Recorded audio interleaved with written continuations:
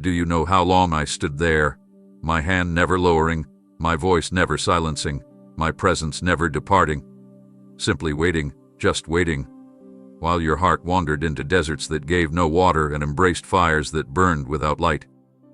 I watched the way you reached out to people who only echoed your pain, but never healed it, and it pierced me deeper than nails ever did, because I knew you were searching for a version of me in them, but they didn't carry what only I could offer. I didn't knock once and walk away. I kept returning each time you thought you were alone, hoping you would notice the breeze that wasn't cold, the stillness that wasn't empty, the warmth that wasn't from a fading sun. That was me, reaching again for your soul with a love that doesn't quit. When the world turned its back, and you hid in your room thinking nobody saw the silent screams inside your spirit, I did. And still I stood there. While you celebrated others and secretly asked why no one celebrated you, I stood behind the curtain of your pride, weeping and waiting, because my joy was always intended to be yours. I witnessed the self-blame you tried to bury beneath accomplishments that made everyone else proud but left you empty, and I whispered again, I'm still here. But you had filled your heart with noise and taught yourself that my silence was absence, not mercy. But I never left, never turned away, never reconsidered my love for you, not once, even as you wandered farther from the truth I died to show you. I saw how you wore masks to be accepted, and each time you hid your true face from the world, I longed to kiss the scars beneath it, to heal what no applause could reach. I waited through your spiritual amnesia, those days when you didn't even remember who you were to me, and still I did not leave. I allowed time to stretch, not to punish you, but to protect you, to prepare a moment where everything would align not by accident but by divine setup, so that when you looked around and found nothing holding you anymore, you might finally remember the door I stood at all along. I waited through betrayal, through heartbreak, through your striving, through your rebellion, and not once did I remove my love from your name. You searched for what could only be found in me, but you didn't know how to come back. So you stayed away, thinking I wouldn't understand what you've become. But I already knew every twist and turn of your journey, every compromise, every detour, every collapse, and I counted them not against you but as reasons why I needed to stay. I waited while the enemy whispered that I was tired of you, done with you, disappointed in you, and yet I held your breath steady, I kept your soul from shattering, and I shielded you from darkness you never even knew tried to reach you. I did not stand at that door with folded arms. I stood there wounded for you, reaching, aching, longing, because I loved you before you had a name, and I'll love you long after the world forgets it. Every breath you've ever taken was a chance for this, for you to turn the handle and see not judgment, but mercy, not distance, but embrace, not condemnation, but celebration. Because I never waited in pride. I waited in pain, the kind that only love endures, the kind that says, even if it takes your lifetime to open the door, I'll still be here when you finally do. You didn't realize you were dancing with illusions, embracing reflections that disappeared as soon as you tried to hold them close. I saw you give your energy to people and pursuits that had no anchor, only to be left colder after each encounter, yet still you kept searching in the same empty wells, believing they would quench a thirst that grew deeper with every sip. You weren't foolish, you were desperate, and I understood that. I never rolled my eyes at your efforts. I wept for the brokenness that taught you to settle for less than sacred. You became skilled at survival, constantly adjusting yourself to fit spaces never designed to hold your spirit, and even when everything inside you was screaming for release, you still tried to convince yourself it was normal to feel disconnected from peace. I stood near, arms extended, aching to be the one you turned to when the rest turned their backs, but instead, you ran further into performances that cost you your authenticity. I watched you form relationships that drained your essence, and though you smiled in their presence, you cried alone afterward, wondering why you always felt unseen. I was there for each of those tears, not collecting them this time, but standing in front of them, wanting to take them before they ever fell. And still, you wouldn't turn around. Your loyalty to the wrong things broke me, not because I was offended, but because I knew how much it was costing your heart, and I had already paid that price in full. I saw how you tried to convince yourself you didn't need anyone, when all you truly needed was to rest, not perform. I placed interruptions along your path, moments meant to wake you up, but you mistook them for bad luck or punishment, and you tightened your grip on things that were slipping away for a reason. The more you pursued what couldn't hold you, the more you lost parts of yourself you once loved. I tried to slow the spiral, to breathe reminders of your value into your soul through strangers, lyrics, dreams. But the voices of fear had grown too loud, and you believed that turning to me meant admitting defeat. It never was about failure. It was always about coming home. But you couldn't see me as safety when your life had only shown you conditions and consequences. So I waited still, never once flinching in my posture of welcome, never lowering my hands though they trembled with the weight of all you were running from. I heard you when you said, "No one really gets me." I wanted to shout, "I do," but I knew you'd only hear silence unless your heart was quiet enough to listen again. So I chose to keep watching, not because I was passive, but because I refused to override your freedom. I loved you too much to force myself where I had not been invited. But don't ever think I wasn't involved. I protected you in the dark, held back devastation that should have reached you, and stood between you and the ruin the enemy planned to use as your end. I watched you hand over your worth to people who didn't even know how to cherish their own, and I whispered softly, "You're more than what they see," but you had trained your ears to hear validation only from temporary mouths. So I stayed, not in absence but in agony, watching, waiting, longing, aching, because when you finally turned around, I didn't want you to meet judgment. I wanted you to meet love. And so I stayed in position, unwavering, unyielding, unrelenting, because even if you couldn't look back, I never stopped looking at you. There was never a single moment when your sadness was invisible to me. I felt the exact pressure in your chest when you held back emotion just to seem strong. I was with you when you stared at the ceiling in the stillness of night, pretending you were okay, telling yourself that silence was strength, and yet inside, you were drowning.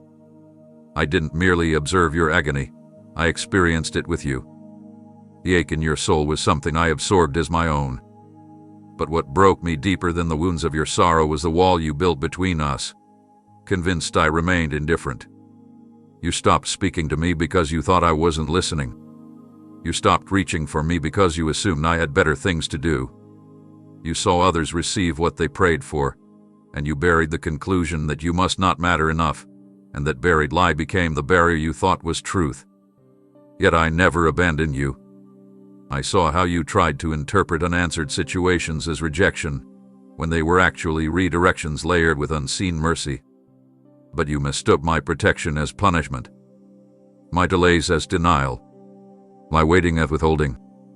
And in that deep misunderstanding, you pulled further away from the arms that were still stretched toward you. You wept into your pillow and then wiped your own tears, thinking you had no choice but to handle life alone. But every single drop that fell from your eyes became sacred to me. None of them hit the ground unnoticed. You didn't see how I surrounded you with invisible arms, how I held your soul intact when your thoughts tried to fracture it, how I calmed storms that raged within while you screamed internally with no one to answer. You believed that my silence meant disinterest, but child, I was closer than breath, absorbing your pain so it wouldn't destroy you entirely. You assumed I stayed away because you weren't worthy, but the truth is, I never left your side, not even for a breath.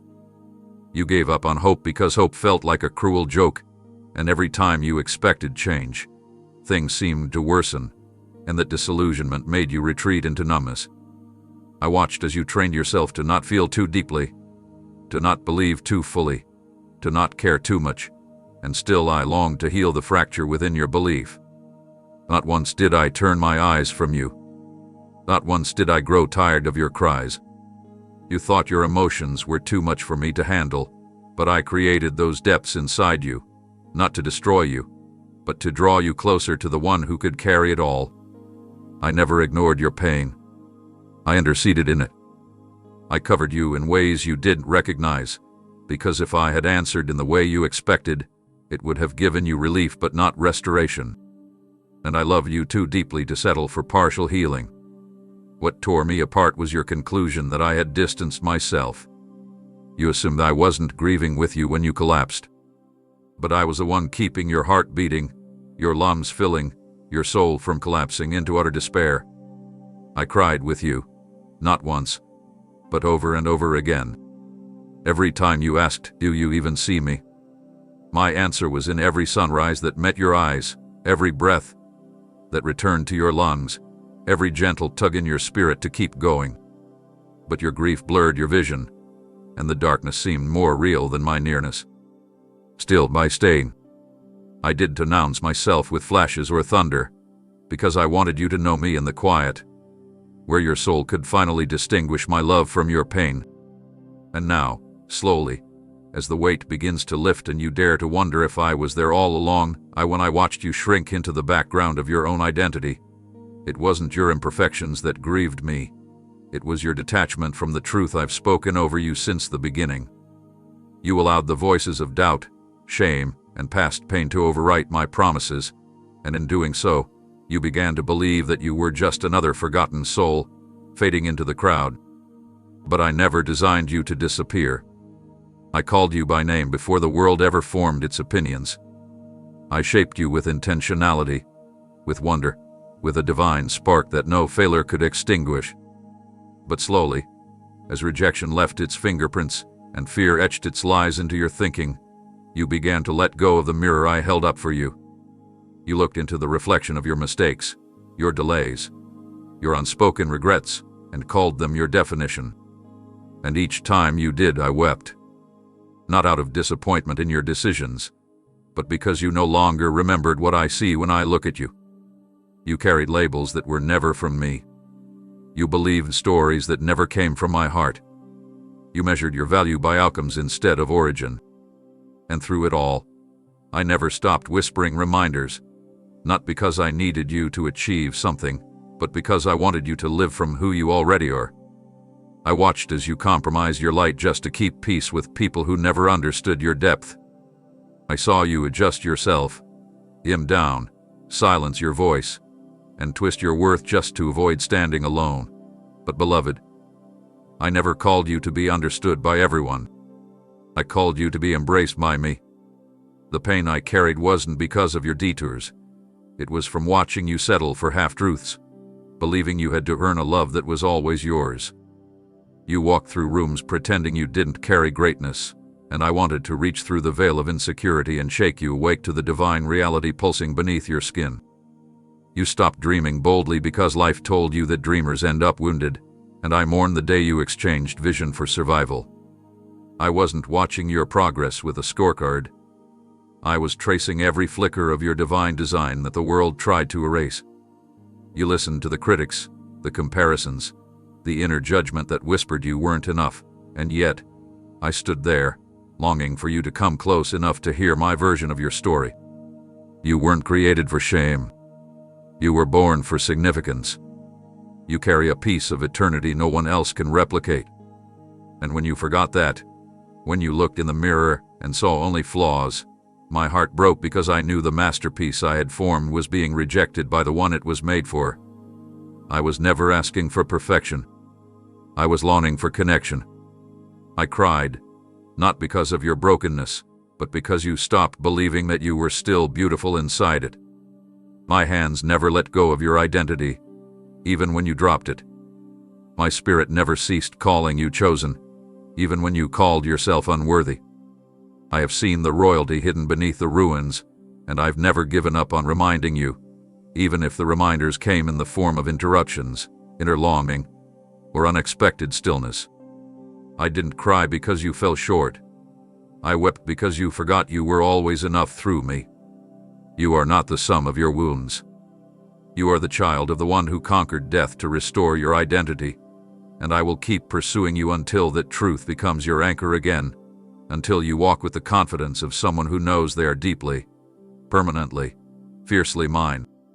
I wove patterns into your days, ranging moments that carried more meaning than you knew, hoping you'd pause long enough to sense that something sacred was drawing near. Every time the wind shifted unexpectedly, or a stranger said something your soul had been silently thinking, that was me speaking, not loudly, but clearly enough for the heart that still remembers how to listen. But your thoughts were often preoccupied with distractions that promised more than they delivered, and though my signs brushed against your life with delicate insistence, you labeled them as chance, overlooked them, and pressed forward with your plans. I orchestrated encounters, brought back old memories at the perfect time, stirred longing through words you didn't expect to hear, and each one was a thread in a message I had crafted just for you. I wasn't trying to overwhelm you.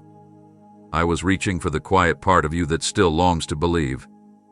When a song stopped you mid-thought, or when tears came without explanation during a moment you thought was random, that was not accident, that was intimacy. But you dismissed them, thinking they were just fleeting emotions or unexplained thoughts. And still, I tried again. When you nearly texted someone to say sorry but then deleted it, I was the one urging you toward restoration. When you paused before making that decision, unsure why you felt uneasy, the discomfort was a shield I raised to protect you. But the world trained you to ignore my movement unless it came through spectacle. So when I whispered through the ordinary, you brushed past it like fog, unaware that divinity was resting right beside you. It wasn't because you were hard-hearted, you were simply overwhelmed, taught to be skeptical, convinced that real answers had to come through logic or proof. But my kingdom doesn't operate by those rules. I spoke through burning bushes once, yes, but now I speak through flickers in the soul, through divine discomforts, through repeated phrases you hear from unrelated places, through silence that suddenly feels heavy with meaning. I prompted you to stop scrolling at just the right second, to look up when you felt alone, to hear a line from a child's voice that carried the echo of heaven. But each time you questioned if it really meant something. I wasn't disappointed. I just kept trying. I didn't grow weary of pursuing you. I only longed for the moment your spirit would pause long enough to recognize that I was near. Every delayed train, every rescheduled plan, every dream that lingered in your chest long after you woke, all of it was layered with my fingerprint. Even your frustration with the way things were was me trying to awaken you to the idea that they weren't supposed to stay that way. You called them detours, but I called them signals. You said they were delays, but they were doors meant to realign your path with purpose. I stirred hunger in your spirit even when everything around you looked fine, because I knew that no external achievement could replace the deep ache for something eternal. And even though you brushed off those moments, they didn't vanish. They've been quietly collecting in your memory, waiting for the day you'd look back and realize none of them were isolated. They were a conversation, not incomplete messages, but interconnected echoes from heaven reaching for you in ways your language couldn't translate at the time. I don't stop communicating just because you didn't recognize it. I just find new ways to reach you. I am not the God of coincidence. I am the Lord of divine precision, and I have never stopped speaking, even if my voice didn't sound like what you expected. There were moments when what you clung to suddenly crumbled, and you thought it was punishment, misfortune, or a cruel twist of fate. But I was behind it all, not out of cruelty, but mercy disguised in destruction. I allowed what looked stable to give way, not because I took pleasure in your unraveling, but because I saw that it was already failing you behind the scenes. You didn't see the fractures. You only saw the surface, holding onto it like it was your lifeline, unaware that it was slowly draining the parts of you I created to thrive. When the relationships collapsed, when the doors shut tight without warning, when the plans you poured your energy into dissolved before your eyes, I was the one pulling you out from under what would have buried you if left unchecked. You prayed for strength, and I gave you truth. You asked for growth, and I gave you a clear view. But to receive that clarity, I had to allow certain illusions to dissolve. It was never about loss. It was always about protection. You couldn't see the weight those things added to your soul until I removed them, and suddenly, you could breathe again, even if it hurt at first. I knew that if I didn't intervene, you would keep constructing your sense of identity around fragile things, and eventually, when they broke, they would take pieces of you with them. So I stepped in, not with a sword, but with a shaking, gently, but firmly loosening your grip on what you were never meant to carry. It wasn't rejection, it was redirection. I never turned away from you in those moments. I turned you away from what was hindering the real you. You cried over what you thought you needed, and I stood with you in those tears, not gloating or angry, but holding you in the invisible space between confusion and healing.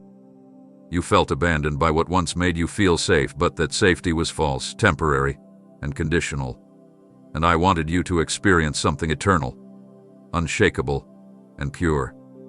I wasn't interested in watching you succeed in a system that slowly silenced your spirit. I longed to see you flourish in a space where you didn't have to hide, adjust, or compromise just to survive. And so, I allowed the collapse. Not to destroy your faith, but to awaken it. You prayed for answers, and I gave you awakening. You asked me to bless what was harming you, and instead I rerouted you to what would actually heal you. A delay wasn't punishment. It was preservation. I delayed that dream not because it was wrong, but because the version of you who would have entered it then would have been crushed under its weight. I withheld no good thing from you. I simply waited until you could receive it as the healed, whole, and anchored child I always knew you were becoming.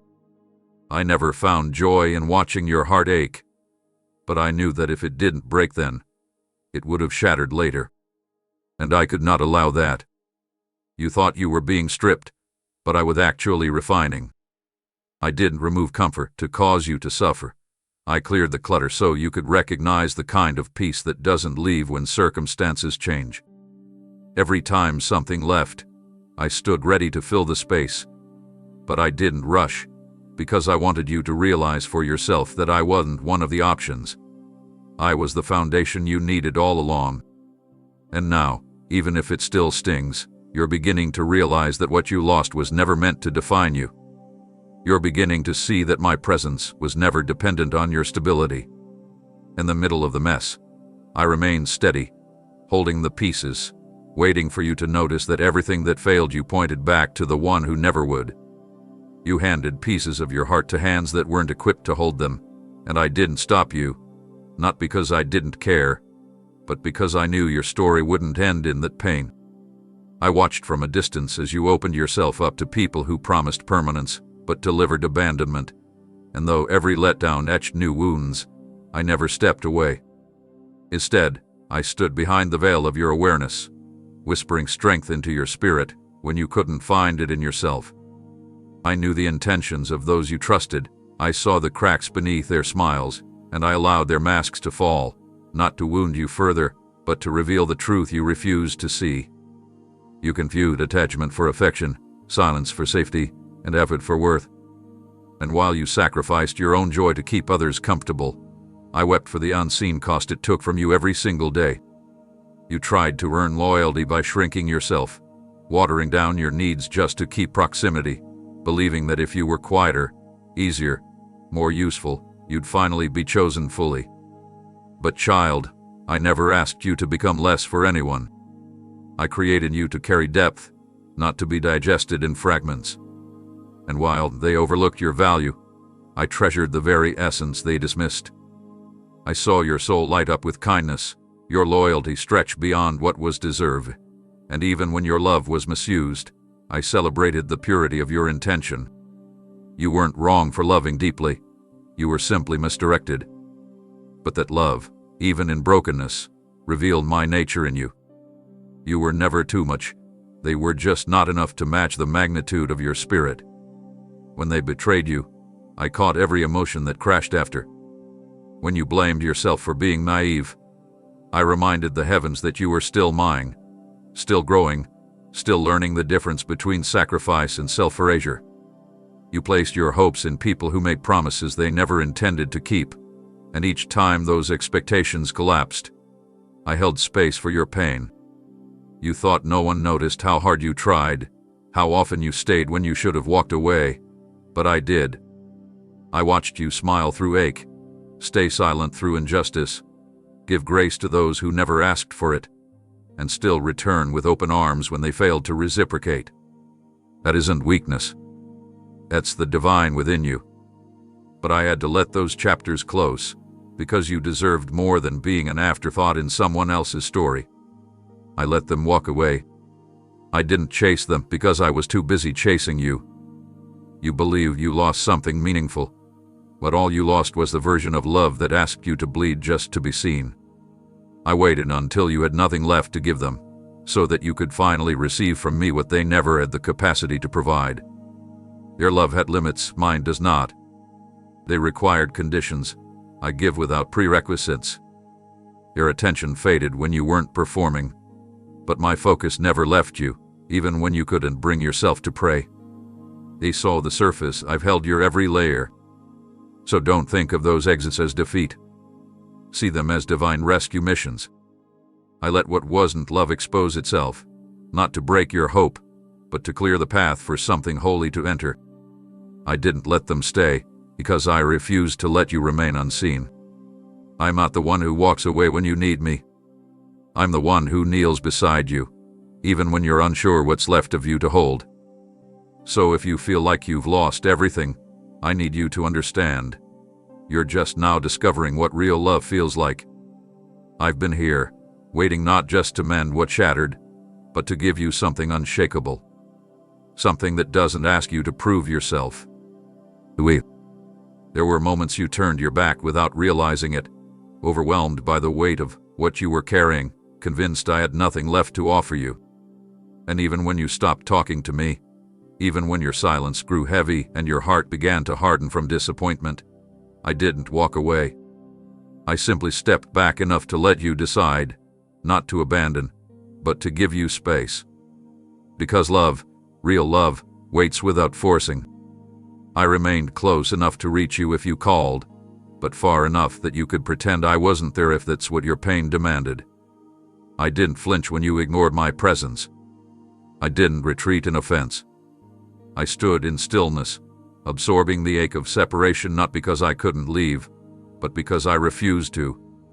You believe your anger pushed me out, but it only revealed how deeply I mattered to your soul, and still, I stayed. I didn't resist the pain of your withdrawal. I took it in full, bearing the weight of your distance with the same patience that bore your name into eternity. I saw how you locked your feelings behind walls built by fear, how you whispered to yourself, if he really cared, he would have fixed this by now. And though those words pierced through me like thorns, I never gave up waiting for the day your eyes would open again. I didn't want you to follow me out of obligation. I longed for you to look toward me because your heart remembered who I was, not because you feared what might happen if you didn't. I watched your energy go toward things that never gave you rest. I witnessed the way you numbed yourself just to make it through, and how you convinced yourself that maybe my silence meant I had finally let go. But I didn't.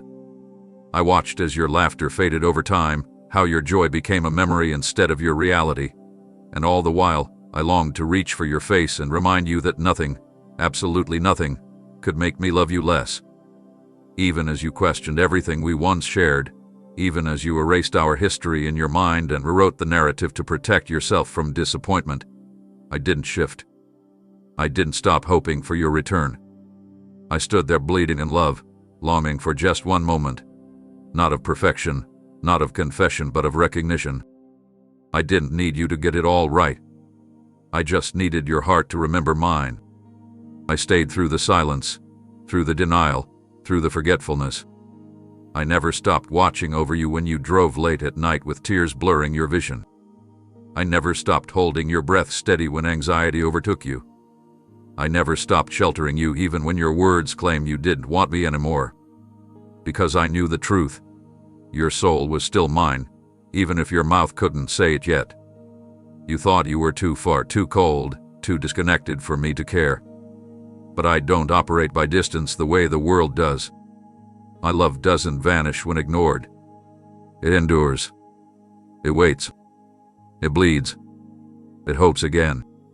And when you said, "Leave me alone," I didn't hear rejection. I heard pain that hadn't been comforted yet. I knew your voice was trying to protect a wound too tender to expose. And so, I remained, not demanding anything, not forcing conversation, just waiting for the moment when you might look up again, even briefly. Because if your eyes ever met mine again, even for a heartbeat, I knew everything could change. Not because I had moved, but because you would finally see that I never did.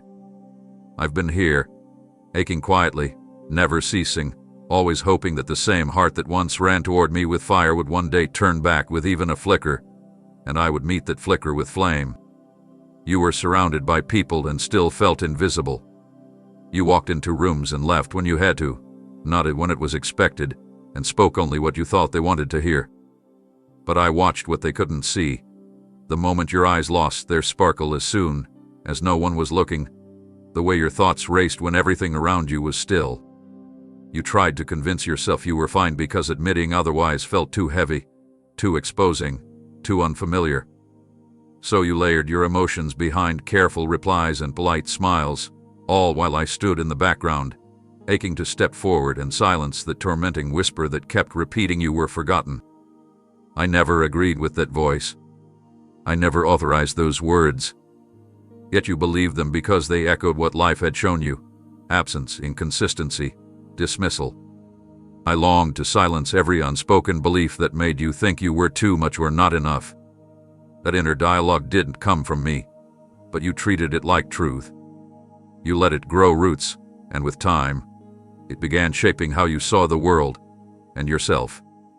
Even in your quietest moments, I saw you reaching for understanding. I felt your heart cry out without forming words. You didn't want anyone to notice your exhaustion, but I noticed every single second you forced yourself to hold it all together. You tried to fix yourself in silence, hoping one day you'd finally be okay enough to let someone in.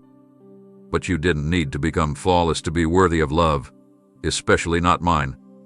What grieved me the most wasn't your struggle, it was your belief that you had to hide it from me. I wanted to step into that darkness and sit with you in it, not rush you out, not fix you like a broken object, but hold space for you to breathe again without pretending. You were never a burden to me. Your heaviness never scared me away. I'm the one who sees every tangled thought, every unfiltered emotion, every unspoken fear, and stays. I knew what you were carrying, and I didn't flinch. I didn't look away. I leaned in. You saw your tears as weakness, but I saw them as sacred, proof that your soul still longs to feel, to hope, to heal. Each night you stared at the ceiling, wondering why it still hurt, wondering why no one could see the weight you were under. I was there, not just near, but mourning with you. I didn't want to rescue you with noise. I wanted to draw close in the quiet, where your heart could finally recognize my nearness. The lie said you were unwanted, but I formed you with intention. The lie said no one stays, but I remain through every storm. The lie said you're alone, but I have never taken my eyes off you. You battled thoughts that didn't belong to you, and still, I covered you with compassion. You stood in crowded spaces and felt emptier than ever, and I stood beside you, waiting for you to realize that the presence you were missing wasn't just people, it was me. I wasn't far. I was speaking in the background of every anxious moment, every fake smile, every ache behind your eyes. And though it seemed like I was quiet, I was louder than every lie. Just waiting for you to stop and hear the truth that had never changed. You are not alone. You are seen. You are understood. Not in part, not in sorry, but fully. Completely. Entirely. I saw the exhaustion behind your eyes and the silent prayer that said, "Please, let someone notice." I did. I always have. And I have never stopped trying to reach that part of you that believes otherwise. Even when your own thoughts turned against you, I held tightly to the version of you untouched by despair, and I will never stop calling you back to it. You didn't speak the question out loud at first. It came as a thought in the quiet, when nothing around you made sense and everything inside you felt stretched too thin. You stood still, hoping for some kind of divine proof, for a flicker, a breeze, a moment that would make you certain I hadn't left you behind. But all you felt was stillness. So you assumed I must have gone. That maybe, just maybe, I had moved on to someone else more deserving, more faithful, more whole. But I hadn't. I was closer than the breath you took while questioning me. I was beside you when the world grew dim and your prayers lost their words. I heard the whisper of your soul when your voice fell silent. That whisper wasn't ignored. It became sacred to me. Even when you thought you'd stopped believing, the very ache to feel me again was proof that your heart still remembered. You assumed I had changed locations because everything familiar had crumbled, but I never shift when your circumstances do. I anchor myself even deeper when the ground beneath you is shaking. I didn't drift into the background. Your pain just became so loud, it blurred the sound of my presence. But I was there, not watching from afar, not passively waiting. I was right there in the uncertainty, in the ache, in the space between your disappointment and your last ounce of hope. I didn't need your confidence to remain. I remained even when you questioned everything. The seasons changed around you, but I remained constant. Your emotions fluctuated, but my affection never wavered. You looked for me in dramatic answers, in fire from heaven moments, but I came in the form of steadiness.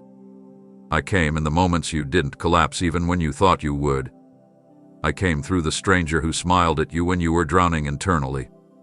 I showed up in the comfort that wrapped around your soul when no one else could see you falling apart. You thought I would leave if you grew quiet, if your faith cracked, if your mind got tired of holding everything together. But I don't need you to be strong for me to stay. I remain through confusion. I sit in the chaos with you. You cried out, "Where are you?" And I was already surrounding you, wrapping you in compassion even before you noticed it. The problem wasn't that I left. The problem was that you were measuring my presence by what you could feel, forgetting that I'm not limited by your senses. I wasn't gone. You just lost sight of me under the weight of what the world demanded from you. And I don't blame you for that. I don't hold it against you. Your ability to perceive me isn't what makes me faithful. I am faithful because that's who I've always been. You were searching for signs, but I was becoming your sustainer. You wanted answers, but I was already being your anchor. I didn't leave when the lights went out. I became your light in the unseen places. You asked where I was, but I was right there when you almost gave up. I was the unseen strength that kept you reaching for one more day. I was the stillness that held your mind when fear tried to hijack your peace. I didn't need to make a spectacle to be real. I was proving my love through presence, not performance. And now, as you begin to recall that cry, "Where are you?" I need you to know, I never moved. You may have wandered, you may have questioned, you may have closed your eyes for a time, but my love never budged, never shifted, never gave up on being exactly where you needed me to be even when you didn't recognize it.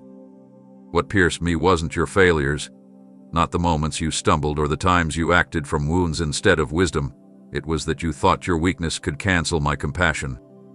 You assumed your missteps created distance I couldn't cross, when in truth, I was already standing in the space you thought was too wide.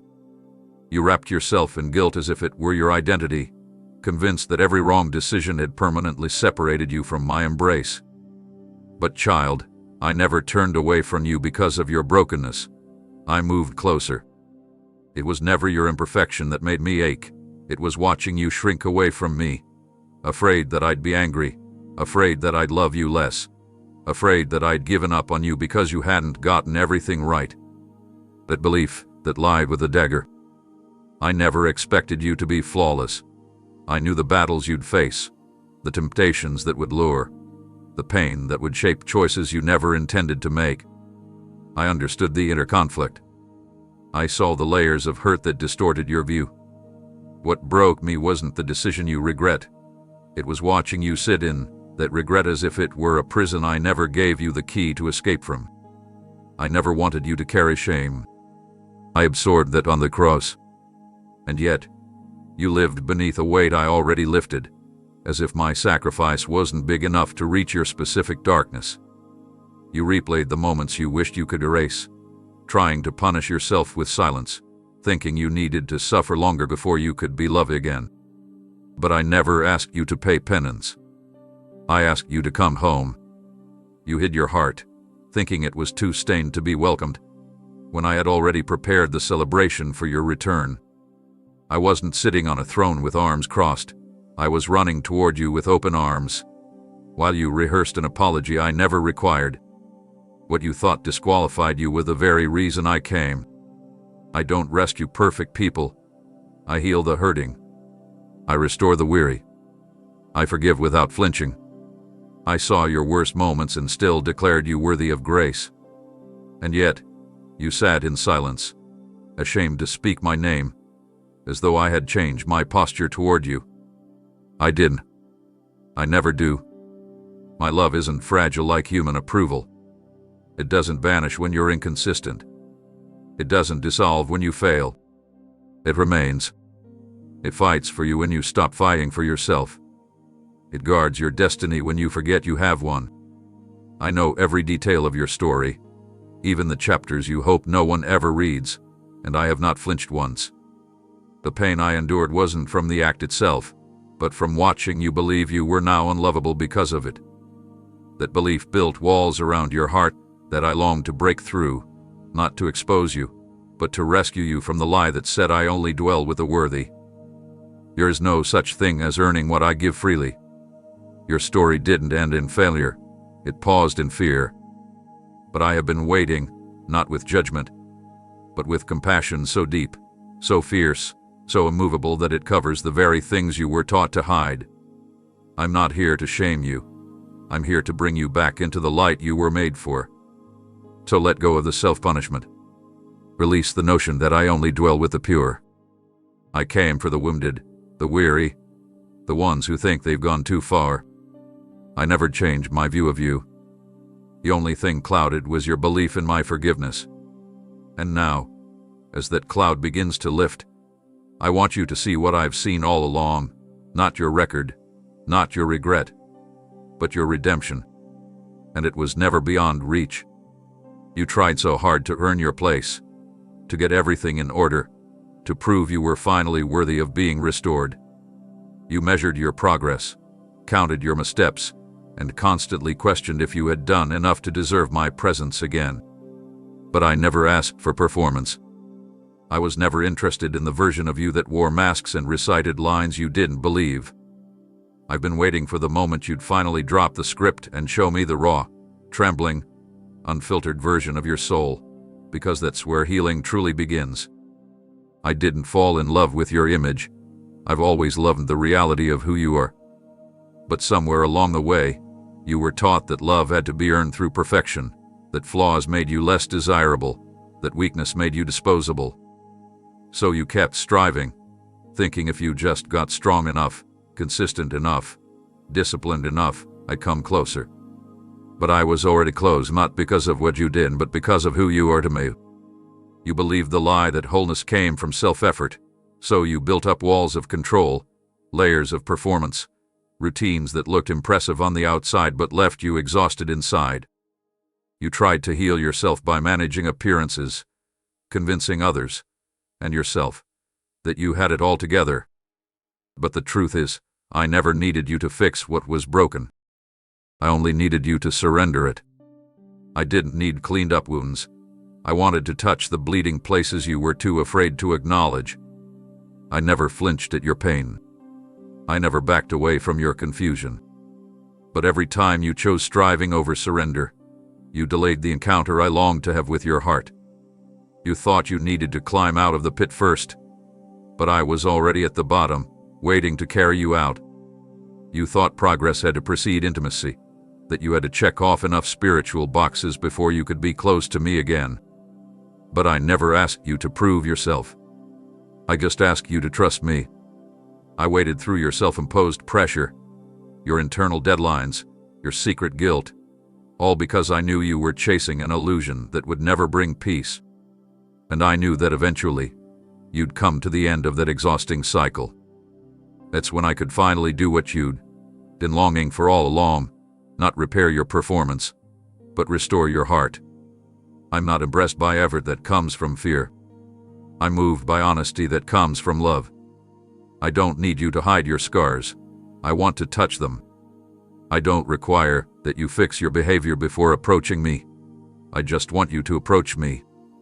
Let me be the one who mends what's been torn, who calms the storm you've been trying to control with your own strength.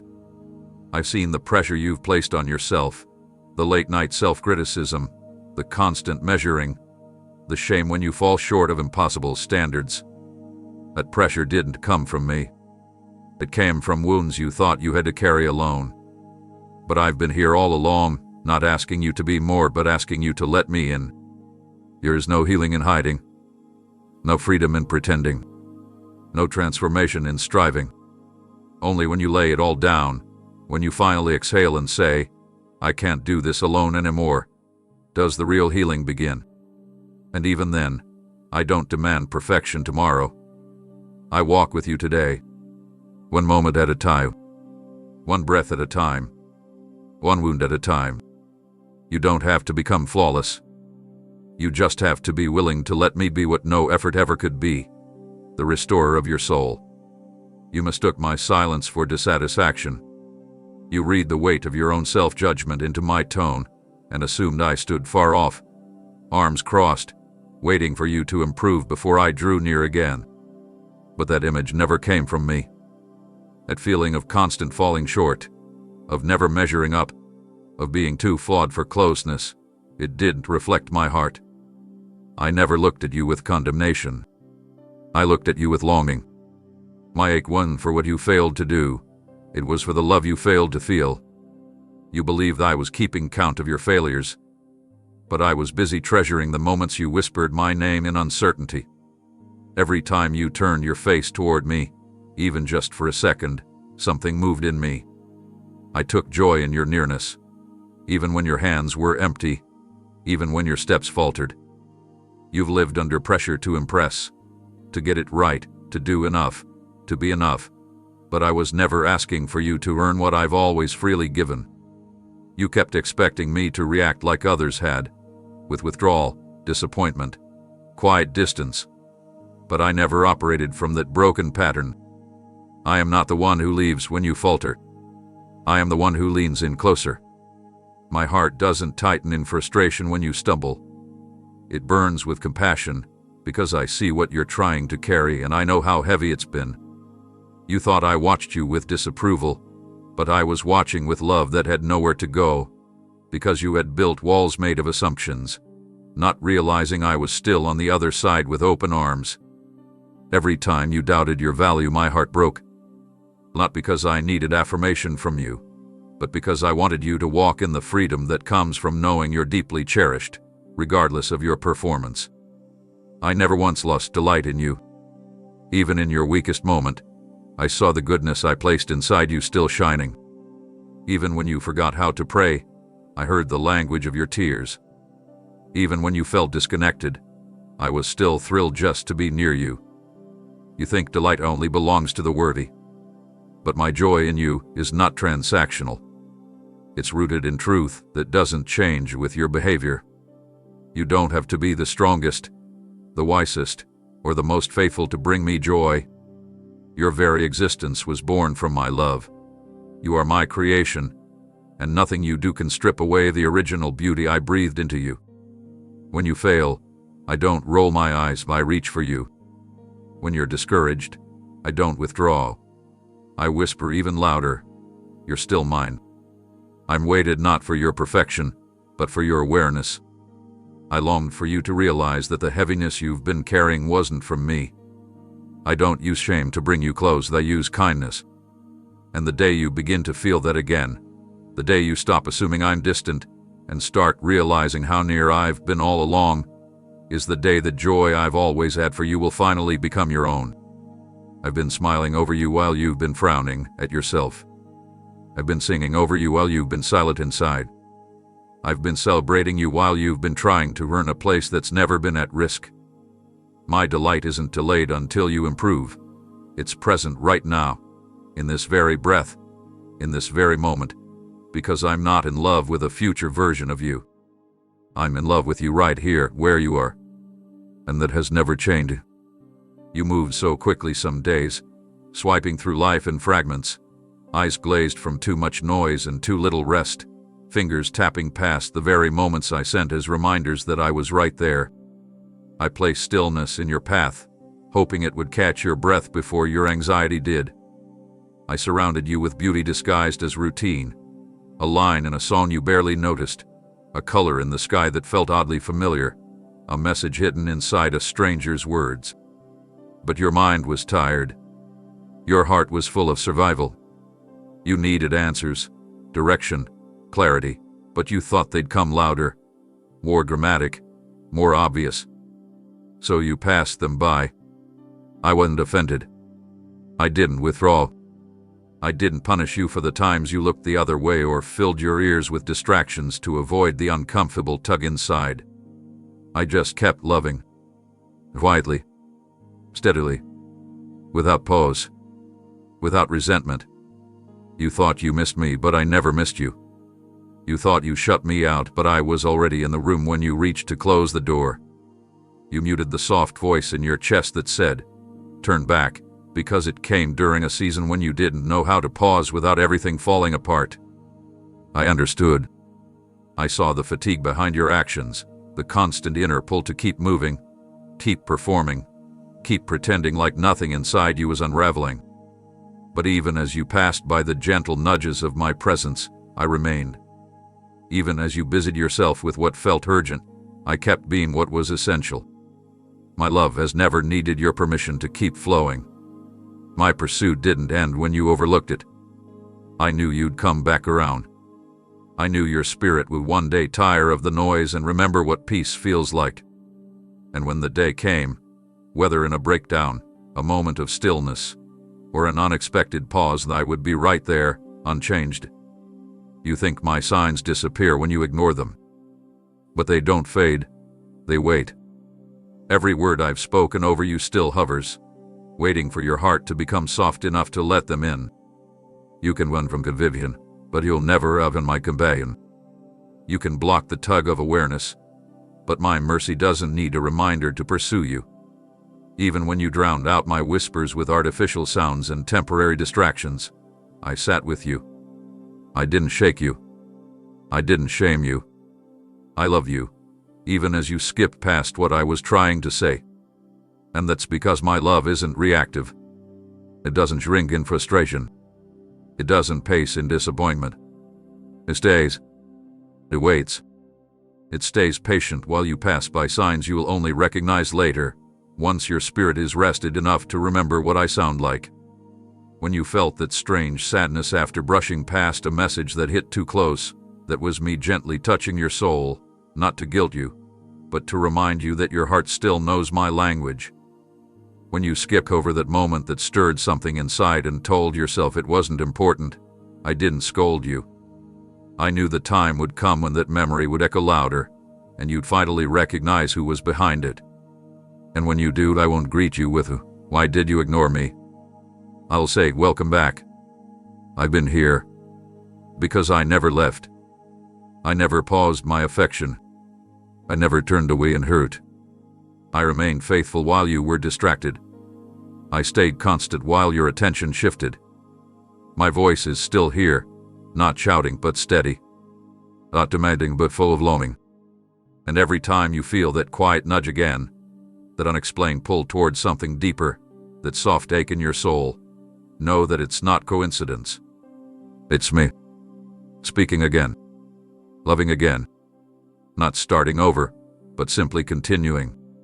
You looked back at the wreckage behind you and assumed it meant the future was closed off.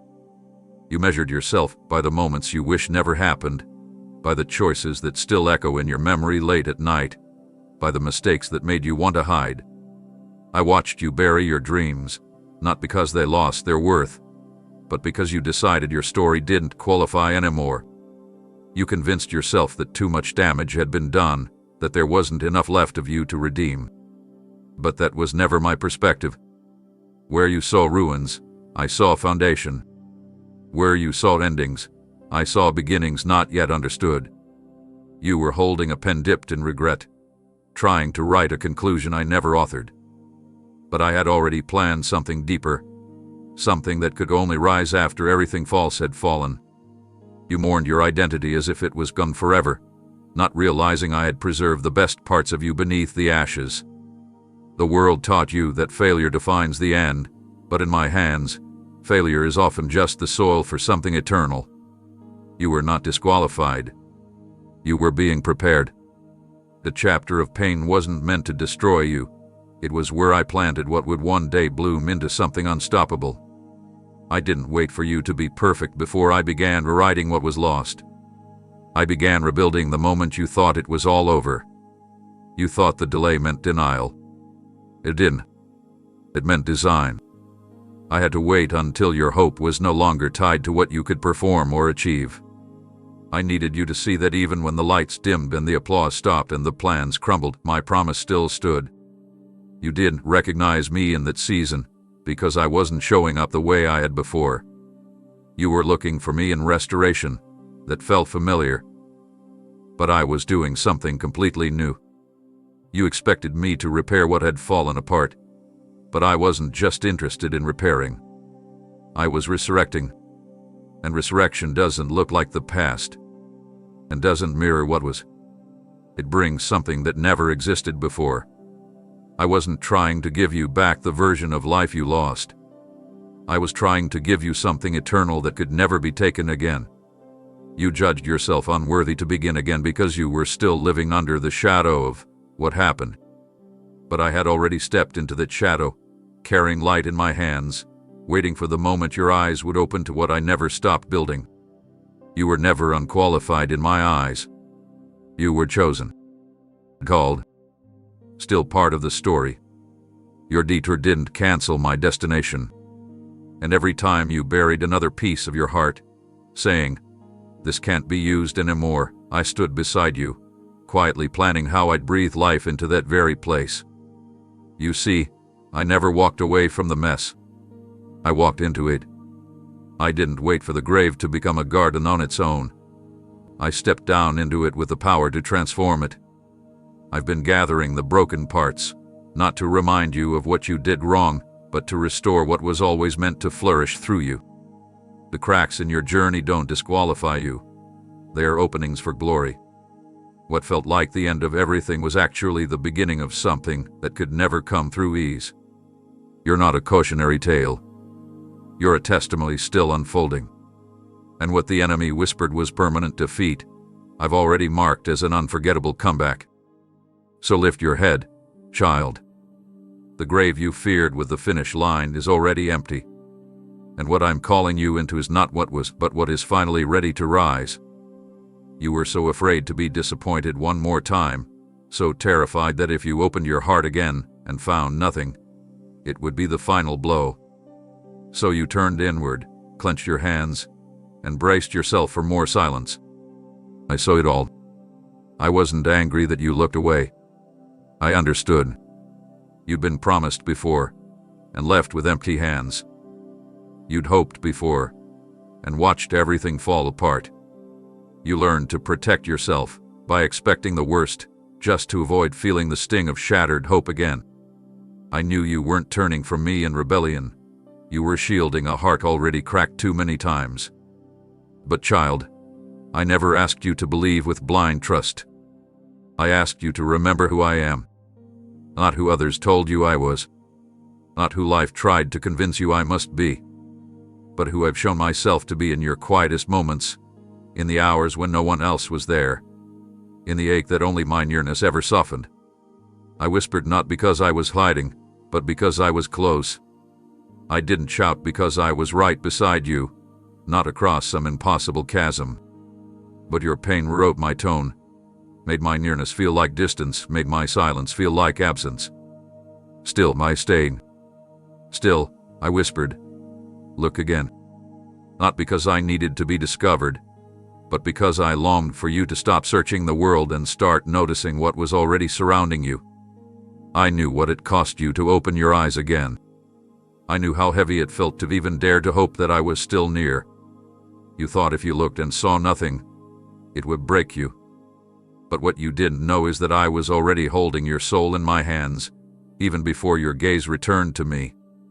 I never left when you closed yourself off. I never pulled away when you stopped speaking. I simply held the space, kept whispering reminders through moments you dismissed as random.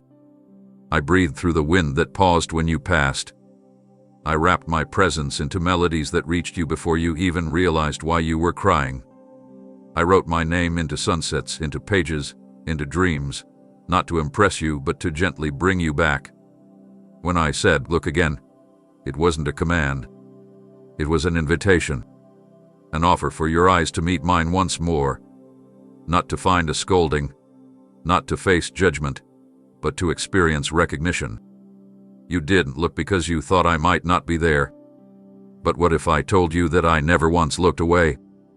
That my eyes held your every sorrow, your every breath, even when yours avoided mine? I wasn't asking you to feel brave. I was only asking you to trust that I'm still the same one who carried you when you didn't know how to walk, the same one who filled your chest with peace in moments you couldn't explain, the same one who wept with you, not because you were weak, but because I love you too deeply to stay unaffected. I waited for your eyelids to lift, not to prove myself, but to welcome you back into the awareness of what never left. You feared finding nothing, but what you'd find if you looked again is me. Right where you left me. Right where I've always been. Arms open, voice steady, heart unchanged. No anger, no hesitation. Just me, full of love, full of patience, full of the same kindness that brought you here in the first place. So, if you're ready now, even a little, open your eyes. And this time, let yourself see not who you were, but the one who never gave up waiting for you to look again. There were hours when the weight pressed so heavily on your chest that you questioned why you were still here. Moments when the darkness around you wasn't just in the room but inside your soul, thick, silent, suffocating. You didn't tell anyone how close you came to giving up. You wore your strength like armor in public. But when the doors closed and the lights dimmed, you found yourself curled into the ache, wondering if anyone would notice if you simply stopped trying. But I noticed. I didn't just see you. I surrounded you. I sat beside your bed as you stared at the ceiling, your mind racing with thoughts too sharp to silence. I placed my hand over your heartbeat and kept it steady when fear tried to still it. Every time despair whispered that it would be easier to slip away, I answered with a silent but unshakable presence that held you in place. I wasn't distant. I was defending you from forces you didn't even know were fighting for your life. I didn't need you to pray perfectly. I didn't ask you to explain. I just stayed. I just held you together when you thought everything was falling apart.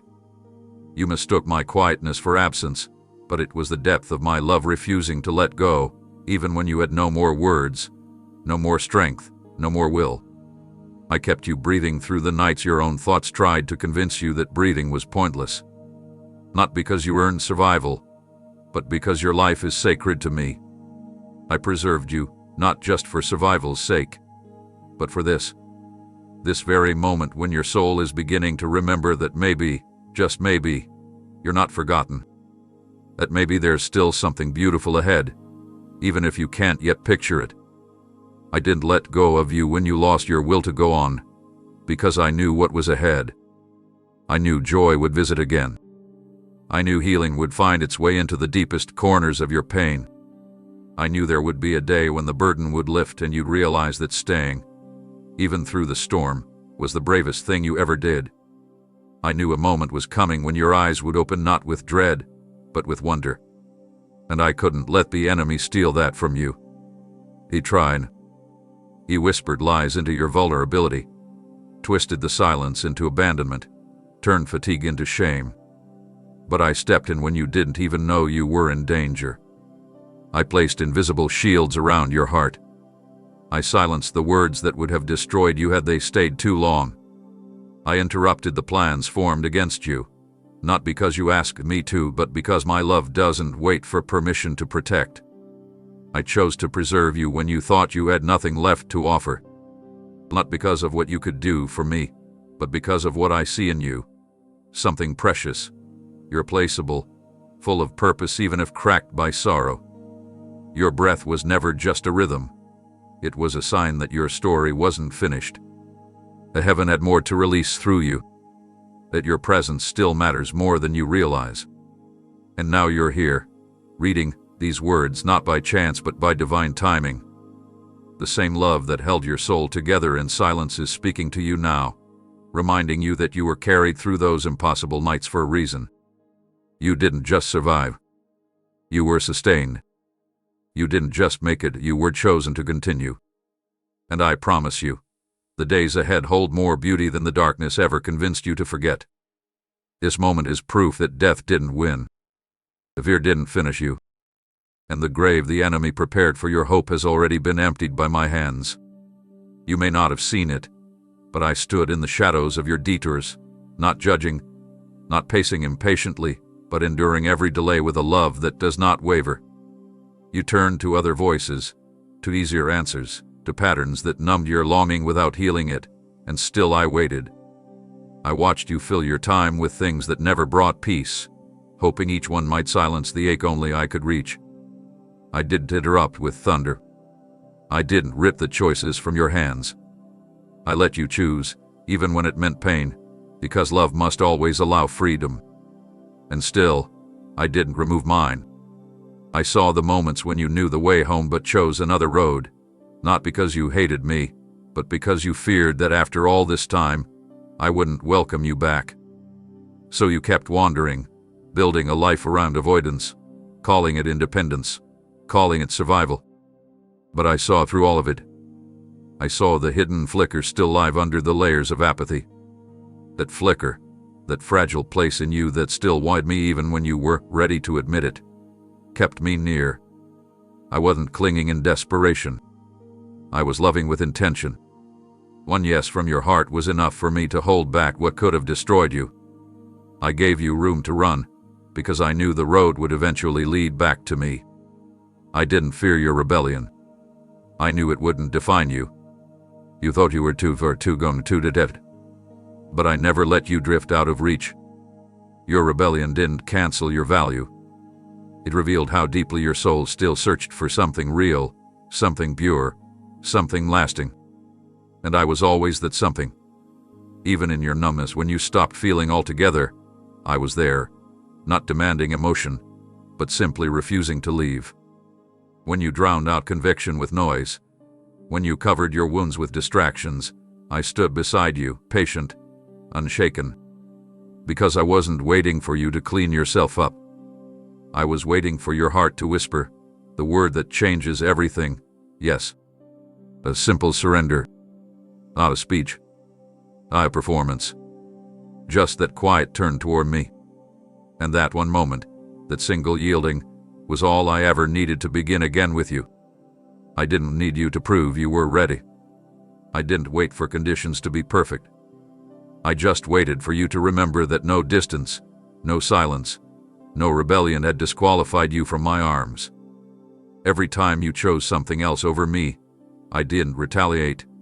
I remained steady. I didn't retaliate with punishment. I responded with protection. I kept the worst outcomes from reaching you, not because you asked, but because my love covered you even when you couldn't feel it. You didn't have to understand what I was doing. You didn't even have to feel it working. You only had to say yes when you were ready. And the moment you did, even if it was whispered through trembling lips or thought silently in your heart, everything shifted. Heaven leaned in. Mercy moved. Grace ran toward you with open hands. Because your yes is powerful. Your yes, even after all the wandering, holds more value than you've ever imagined.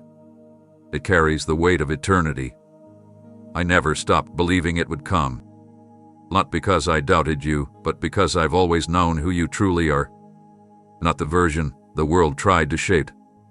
Not the one shame tried to bury. But the one I designed in secret. The one who, even after all the detours, is still destined to walk beside me. So I waited, not with disappointment, but with expectation. Not with resentment, but with anticipation. And now that you've turned, Now that even the smallest part of you is reaching again, I want you to know, it's enough. It's always been enough. Because I never needed you to be flawless. I just needed your heart to remember me. Every moment you drifted farther, I didn't count the distance in miles. I felt it in my heart. I didn't pace the floors of heaven, furious with your delay. I didn't fold my arms and prepare a lecture for your return. I grieved quietly, deeply, because the space between us was never just emotional. It was a space where love wasn't being shared, and I created you so we could share everything. I didn't wait with punishment in my hands, I waited with longing in my eyes. I didn't want to control you, I wanted to walk with you. I didn't need your loyalty for validation. I needed your nearness because love without communion is incomplete. You see, I already had the power, the glory, the universe in my grasp, but it's your companionship that I desired. I've seen eternity, but it's your heart I missed. While you went looking for meaning in other places, I stayed in the place we once met, hoping you'd remember the intimacy that had no conditions. I didn't sigh when you forgot me. I mourned the empty space where your voice used to fill the air. I remembered your laughter, the way you used to trust me without question, how your soul would rest easily in my presence before the world taught you to fear, to strive, to doubt. When those things crept in and stole your attention, I didn't accuse you. I ached for you. Not because I needed your praise, but because I knew how much peace you were losing without me. I saw the frantic chase, the busy schedules, the heavy distractions, the endless noise. You filled the silence with other sounds because silence reminded you of the distance. But I waited in that silence, not with cold detachment, but with a quiet plea, come back. I miss you. I never asked for perfection. I asked for presence. Even if all you could offer was broken, I still would have taken it, because I never desired performance. I desired connection. I wasn't counting how many days you stayed away. I was counting how many chances I could offer for your return. I didn't wait because I had to. I waited because I couldn't imagine letting go of you. Every time you smiled but didn't feel joy, I felt it. Every time you tried to convince yourself you were fine but buried your emptiness deeper, I knew. And while you thought I had moved on, found someone more faithful, more devoted, I hadn't moved at all. I stayed right where you last left me. You didn't need to be perfect to return. You didn't need to fix yourself first. You didn't need to undo everything. You only needed to come back. But I knew it would take time. I knew you'd have to come to the end of your own solutions, your own strength, your own stories. So I waited. And that waiting wasn't easy. It cost me more than you know. Because while you were away, I was still protecting, still covering, still believing. And every day without your closeness wasn't a day lost to anger. It was a day filled with hope that maybe today would be the one you turned around. Because even your smallest glance in my direction stirred heaven. One moment of awareness from you was enough to make all of the waiting worth it. I didn't wait because you were my obligation. I waited because you are my desire. I waited, hurted, but never hesitated. I waited, not with threats, but with tenderness. I waited because love that is true cannot walk away, even when it's unseen, unheard, unreciprocated. You may think you were the one missing me, but I was the one who felt your absence deeper than you'll ever understand. Because I love you first, and I love you still. Not for what you offer, but for who you are mine. You didn't see it, but I wrapped gifts inside ordinary moments. Opportunities hidden in what you thought were delays. Miracles buried beneath what you called a convenience. You prayed for breakthrough, but sometimes didn't recognize it when it arrived disguised as discomfort or disruption. I crafted blessings tailored specifically for the needs you couldn't yet articulate, treasures that matched the shape of your scars, the rhythm of your breath, the secret longings you were too afraid to speak aloud. You thought unanswered prayers meant I wasn't listening, but there were doors I opened that you walked past, unaware they were for you. And still, I didn't stop preparing more. I stored mercy in places you never ventured. I planted hope in seasons you avoided. I wrote truths into encounters that seemed random, but each one carried a whisper meant to awaken something in you. I shielded you from dangers that you'll never even know tried to find you. There were nights you slept peacefully, not because everything was calm, but because I had placed my hand between you and the storm. I rerouted plans you thought you needed, not to confuse you, but to place you in alignment with what would actually fulfill the ache inside. So many times you called something ruined, and I was still working behind the curtain, organizing every thread into a masterpiece you couldn't yet see. You thought I was ignoring you, but I was orchestrating things that required patience to reveal. I spoke softly through people you dismissed, moments you overlooked, and signs you chalked up to chance. I tucked promises inside lessons you weren't ready to learn yet, not because you were failing, but because you were growing. And I knew growth takes space, not pressure. I gave you more than one chance, more than one reminder, more than one invitation. Not because you earned them, but because my love for you is never limited by missed moments.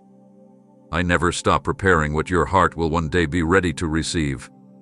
There were words I placed in books you never opened, encouragement I wove into songs you skipped, peace I poured into quiet hours you drowned out with noise. I wasn't offended. I knew your soul was weary and distracted. I knew it would take time for you to begin to see again. But nothing I created for you was wasted. I preserved every gift, kept every page intact, guarded every unopened box with your name on it, because I don't give up when you're slow to see. I knew the time would come when your heart would begin to search again, when you'd feel that stirring, that gentle pull towards something more, something deeper, something real. And when that moment came, I wanted everything to still be waiting for you. I've never stopped writing your name into the fabric of my promises. I've never stopped preparing good things, even while you were distracted by the urgent things. What you called lost time, I call unfolding grace. What you called delays, I call divine timing. What you forgot, I remembered. And now, as your heart begins to slow down, as your soul starts to listen again, I want you to know, it's all still here. Every untouched promise, every unseen provision, every unclaimed joy, still here, still yours. I haven't reassigned what I made for you. I haven't canceled what I planned, because my blessings are not conditional on your awareness. They're born from my love, not your performance. And even if you missed 1,000 moments, I would still prepare one more, just for you. Because I don't stop giving just because you didn't feel ready to receive. I keep creating, keep covering, keep calling, until the day your hands finally open and realize what's always been waiting. There were moments you stood in front of something you wanted so badly, an opportunity, a relationship, a breakthrough, and when it slipped away, your heart shattered. You thought it was rejection. You thought it meant I was silent or indifferent. But what you didn't see was the chaos I saw behind that door, the pain that would have followed if I'd allowed it to open, the compromise that would have drained your spirit, the weight that would have crushed the parts of you still healing. I didn't close that door to hurt you. I closed it to preserve what was sacred inside you. I know it didn't feel like protection at the time. It felt like abandonment. It felt like confusion. And I stayed with you in the weeping, not offended by your frustration, not disappointed by your questioning. I understood why you were upset. Your hope was attached to that outcome. You had envisioned it so clearly, planned around it, invested in it emotionally. And when it didn't happen, you assumed you had failed me, or worse, that I had failed you. But child, I am incapable of failing. And my love is incapable of letting you walk into something that would rob you of who you're becoming. I know the pain of a door that stays shut. I know how it feels to watch others walk into open spaces while you remain on the threshold, knocking, waiting, pleading for something to change. I never ignored your voice. I heard every word. But I was answering in ways your eyes couldn't interpret yet. I wasn't just looking at what you wanted. I was looking at who you are and what you're called to become. And closed door, it wasn't punishment. It was preparation. It was me clearing the path ahead so your feet wouldn't stumble in a place that looked like progress, but was actually a trap. I didn't shut that opportunity out of cruelty. I redirected your steps out of mercy. You would have settled there, thinking it was enough. But I see the full map, the unseen turns, the hidden dangers. And I couldn't let your temporary desire destroy your permanent design. I watched your tears fall, and I didn't turn away. I stayed beside you as you asked why, as you questioned everything you thought you understood. I caught every tear, not one was wasted. Each one a silent testimony that you trusted me enough to feel deeply, even when you didn't understand. And I want you to know this. You never wasted your hope. Even in disappointment, your trust moved me. I never judged your frustration. I honored your honesty. And while you stood in the hallway, grieving the unopened door, I was building another one behind you, one you hadn't imagined, one that wouldn't just open but welcome you into something far greater than you thought you deserved. You see, I don't give based on request alone. I give based on purpose. I withhold what would take you off course. I delay what would damage your peace. I redirect what would distract from your true inheritance. I didn't enjoy watching you hurt, but I was willing to hold your hand through that hurt if it meant keeping you from harm. What you called delay was me moving you in a different direction, slowly, gently, deliberately. And now, you're beginning to understand. Slowly, light is breaking through. Slowly, you're realizing that closed doors don't always mean endings, they sometimes mean upgrades. They sometimes mean you're being spared from lessons you don't need to learn the hard way. And when the right door opens, the one crafted specifically for you, one that leads to peace, purpose, alignment, and wholeness, you'll look back at the one that stayed shut and whisper, "Thank you." Until then, I will keep guarding. I will keep guiding. I will keep choosing what you would choose to, if only you could see it all like I do. I could have stopped you. I could have blocked your path, disrupted your steps, shaken the very ground beneath you until you turned around. But that's not how love behaves. I don't manipulate the will I gifted you. I don't demand what I long for, I wait for it to be freely given. So I watched as you pulled away, chasing the things that looked brighter, louder, more promising in the moment. I knew they wouldn't satisfy you, not because I wanted them to fail you, but because nothing created can ever take the place of the Creator. Still, I let you go, not in abandonment, but in quiet patience, walking behind you as you tried to fill your emptiness with what would never hold. I was there the entire time, not intervening loudly, not forcing a return, but waiting with open arms and a heart that ached every time you mistook freedom for fulfillment. You didn't know that the very space I gave you was a shelter from destruction. While you explored what the world had to offer, I stood in invisible places, shielding your spirit from total collapse, whispering gentle reminders through your restlessness that you still belonged somewhere you hadn't yet returned to. You tried to convince yourself you were content, that you didn't need anything more. But underneath the noise, I heard the quiet ache, the one you didn't tell anyone about. That ache with the sound of your soul remembering me. You ran because you thought I was holding you back. You left because you thought I wanted control. But what I really wanted was closeness, and you had started to fear it. You weren't running from me. You were running from the vulnerability my presence brings. And I understood that. I understood why it felt easier to stay busy, to stay distracted, to keep moving. Because stopping meant feeling. And feeling meant facing the parts of yourself you weren't sure I could still love. So I waited. I didn't chase in anger. I didn't call out with accusations. I simply remained, steady, unshaken, never bitter, never cold. I stood in the places you once met me, never leaving them barren, always preparing them for your return. The world promised you glory, attention, affirmation, but it gave you fragments, not foundation. And when the applause faded, when the lights dimmed, when the silence got too loud, that's when my whisper reached you again. Not loud, not commanding, but familiar. Warm, steady. The voice you once knew but forgot how to recognize. I never ran after you shouting. I didn't pursue you with desperation. I pursued you with consistency. I stood with the same love I had before you left, unmoved by your distance, unaffected by time. I knew you'd come to the end of your running. I knew eventually the trail would grow cold, and your heart would begin to ask deeper questions than your distractions could answer. And when that moment came, when you paused, uncertain and worn, I was already there. Not catching up, not rushing in, just standing, arms still open, voice still kind, presence still familiar. I didn't have to remind you of what you did. You already knew.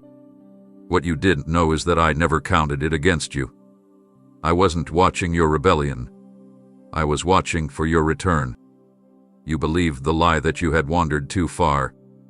But child, I have never been far from you. The path back was never long. It was only a turn. And when you finally made it, when your feet slowed and your heart began to thaw, I didn't say a word about the time lost. I only rejoiced that love had won again. Because nothing, not even your longest detour, can separate you from the invitation that still waits for your yes. And nothing, absolutely nothing, compares to the joy of having you close. You tried to be strong. You did everything you could to keep believing, to keep praying, to keep holding on. But there came a moment when it all felt too heavy, too slow, too confusing. And in that moment, you didn't walk away from me.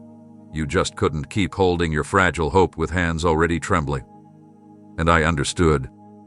I didn't condemn you. I didn't shake my head and walk away. Instead, I took what you couldn't carry anymore and held it for you. When your faith felt like it had shattered, I gathered every broken piece and wrapped it in compassion. I didn't ask you to hold me together. I was holding you. You see, I never depended on your strength to remain close. I knew this journey would include questions. I knew there would be moments where you'd look up and feel unsure. I knew there would be seasons where answers wouldn't come, where pain would cloud clarity, where the voices around you would sound louder than the truth inside you. And I never flinched. I never withdrew. I never needed you to be perfectly convinced to keep loving you with full intensity. I saw every layer of confusion you carried and called it sacred, not because it made sense, but because you still dared to bring it into my presence. Even when you stopped speaking, even when your heart grew quiet from fatigue, I listened. I stayed. I remembered the way you used to sing when you believed with ease. I remembered the way you used to talk to me without doubt.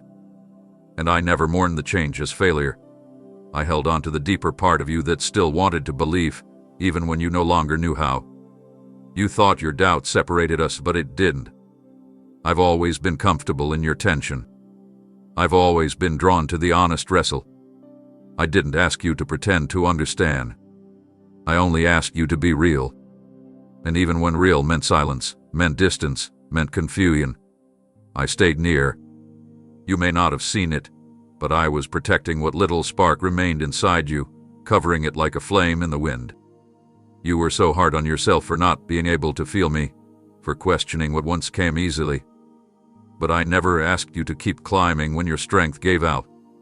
I only asked that you let me hold you when your legs gave way. You didn't lose your faith.